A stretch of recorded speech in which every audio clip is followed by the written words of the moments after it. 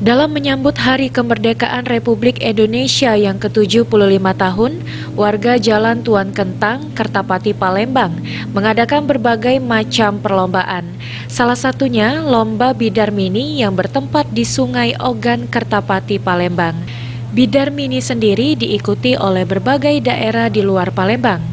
Menurut Thoyib Akib, tokoh masyarakat sekaligus ketua pelaksana perlombaan mengaku momen Hari Kemerdekaan Republik Indonesia ini sebagai kebangkitan tradisi Palembang yang sudah mulai ditinggalkan.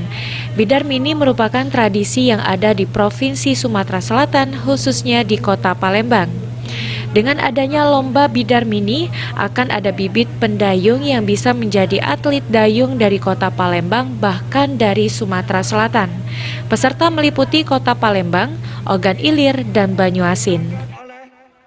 Bidang besar ini sudah tenggelam, tidak ada lagi ya. Jadi kita adakan bidang mini. Bidang mini ini khas Kota Palembang. Di samping itu juga kita mencari pendayung-pendayung handal yang akan kita angkat di jenjang nasional. Kalau bisa ke internasional. Maka itu kita 4 bulan sekali mengadakan lomba bidang mini ini, cari bibit-bibit yang harus yang terkuat untuk pendayung Kota Palembang. Jadi Sungai Ogan maupun Sungai Musi.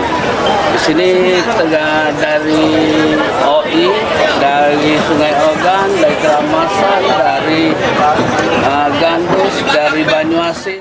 Lomba Bidar ini diikuti 72 peserta dan kegiatan positif ini didukung oleh pemerintah Kota Palembang dalam mempertahankan tradisi. Rencananya setiap tahun akan ada 3 event lomba Bidar Mini yang akan dilaksanakan. Mardiansyah, PAL TV.